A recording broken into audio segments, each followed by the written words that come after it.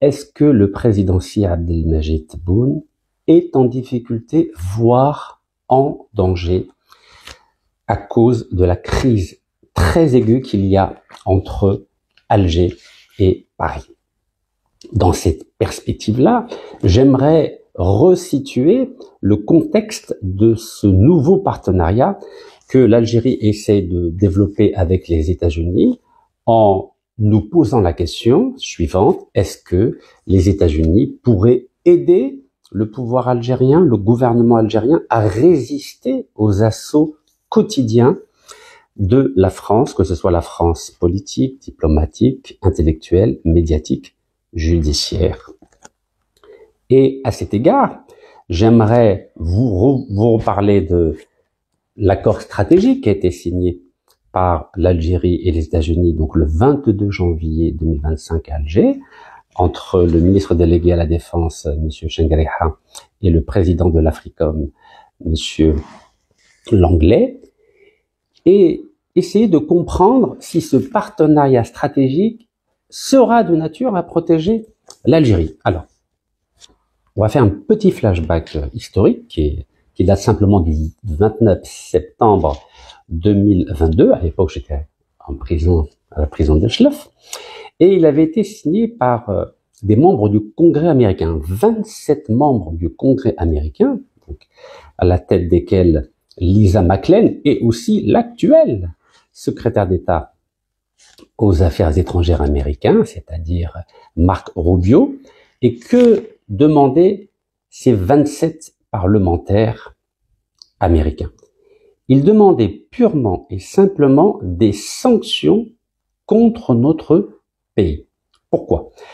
Car à l'époque, l'Algérie avait décidé d'acheter pour un montant de 7 milliards de dollars de l'armement russe, et dans le cadre de cet achat, il y avait les fameux Sukhoi 57. Et il y a une loi américaine qui date de 2017 qui dit très clairement que chaque pays qui achèterait de l'armement à la Russie, notamment dans le cadre de l'effort de guerre que la Russie a décidé d'entreprendre à partir de février 2029, ces pays-là seraient sanctionnés. De quelle façon? En gelant notamment tous les avoirs de l'État et des dirigeants de ce pays. Donc voici la lettre qui avait été donc envoyée par ces parlementaires au secrétaire d'État de l'époque, le fameux Anthony Blinken que vous connaissez. Voilà. Donc 27 parlementaires américains. Voilà, je vous fais défiler les noms et les signatures. Voilà, c'est ce qu'on appelle le lobby anti-algérien aux États-Unis.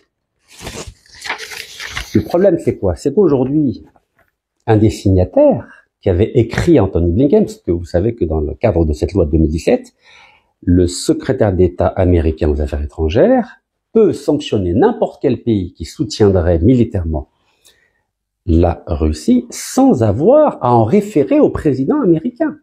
Donc il a un pouvoir extrêmement large. Ce n'est pas comme en France ou en Algérie, où le ministre des Affaires étrangères doit d'abord demander au président si oui ou non il entend engager des sanctions contre tel ou tel pays. Aux États-Unis, non. Le ministre des Affaires étrangères a ce pouvoir extraordinaire de sanctionner, bloquer tous les comptes bancaires de l'État en question et des dirigeants en question. Un peu ce que veut faire la France à l'endroit des responsables algériens. Alors, cette idée de partenariat stratégique, elle n'est pas récente. Vous savez qu'en 1962 déjà, l'Algérie essayait de s'approcher, de se rapprocher des États-Unis, car à l'époque, le président américain, c'était John Fitzgerald Kennedy, et lorsqu'il était sénateur en 1957, il avait appelé ouvertement à la fin de la colonisation française en Algérie.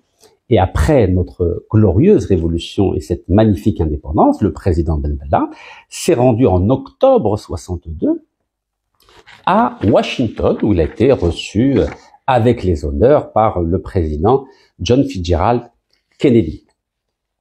Mais qu'est-ce qui s'est passé? En octobre, donc, Feu Ben Bella va à Washington, mais comme il n'a pas d'expérience politique, qu'est-ce qu'il fait juste après Washington? Il va à Cuba voir Fidel Castro. Et là, les Américains l'ont très mal pris. Et à cause de cela, plus personne ne voulait défendre l'Algérie aux États-Unis. Plus personne. Il a fallu le talent énorme, et je l'ai souvent cité, à la fois de feu Cherif Guellel, qui était ambassadeur d'Algérie à Washington, à partir de 1963 jusqu'en 1967, et de son acolyte, de son partenaire, parce que tout seul on peut rien faire. Il doit comme on dit chez nous, avec Moussaoud Zakar, le grand homme d'affaires et un homme de réseau. Et il connaissait tout le monde aux États-Unis. Ils ont fait un travail de réseau phénoménal. Alors, Cherif Guellel, sa compagne, c'était Miss America, c'était l'héritière de Fox. Vous connaissez les maisons de production de films Fox. Donc, elle avait un réseau phénoménal, avec Zelgar, réseau phénoménal. Et c'est comme ça qu'ils ont rattrapé l'erreur, pardon, de Feu Ben Bella, qui connaissait rien à la politique. Vous savez, c'est un métier, la politique. Hein. C'est pas n'importe qui peut faire de la politique. Qui était parti voir Ben Bella. Bref, les années ont passé. Il y a eu la rupture des relations diplomatiques entre les États-Unis et l'Algérie entre 67 et 74 à l'initiative de l'Algérie. À l'époque de Feu ou à l'époque de ça a été très mal pris. Mais on a eu l'occasion, comme je vous l'ai dit, en 81, de faire libérer les otages américains à Téhéran, à l'ambassade américaine de Téhéran en Iran, grâce à Feu Mohamed Sédir Ben Yahya, et l'image de l'Algérie s'est améliorée. Et en récompense, ou plutôt pour remercier l'Algérie de cet exploit diplomatique qu'on n'arrive plus à refaire, mais Inch'Allah, nous avons bon espoir, Ronald Reagan avait reçu en grande pompe notre président, Feu Chadli Ben Jedid, vous voyez avec sa magnifique femme, la grande Halima, vous voyez ici Reagan, Feu Chadli Ben Jedid et Nancy Reagan, la femme du président américain. C'était le 17 avril 1985. Et comme à l'époque, on va dire que l'Algérie avait beaucoup de difficultés économiques, le prix du pétrole commençait à baisser très sérieusement, le président américain nous a offert la série télévisée Dallas que ceux de ma génération connaissent. Donc c'était un cadeau, un beau cadeau, et l'image de l'Algérie était magnifique. Donc vous voyez, normalement on aurait pu penser que les États-Unis, après cette belle rencontre, allaient soutenir notre président algérien. Vous savez ce qui s'est passé. On va y arriver. En plus de cela, il y a eu une visite importante du président algérien, donc en France, reçu en grande pompe par le président français François Mitterrand. C'était une visite historique, c'était la première fois qu'un président algérien faisait une visite officielle en France. Mais qu'est-ce qui s'est passé? 1992, donc le 12 janvier 1992, un clan du pouvoir a forcé notre président Chadli Ben Jedid à démissionner. Et là, la France a joué un rôle très important, La France soutenait les islamistes. Mais officiellement, on disait non, on veut arrêter on veut, comment dirais-je, arrêter le processus électoral. Mais c'était un double langage, comme savent très bien le faire les Français. Mais le président algérien, lui, a dit, je continue les élections, il faut laisser le deuxième tour se produire, car il y avait le premier tour des élections législatives le 26 décembre 1991, donc on pensait que le fils, et tout le monde, tous les observateurs pensaient que le fils allait gagner. Chadli a dit, je joue le jeu, s'il gagne, il gagne, et s'il perd, il perd. En tout cas, lui, il voulait rester président, et quitte à faire une cohabitation avec le fils, il dit, c'est le jeu démocratique.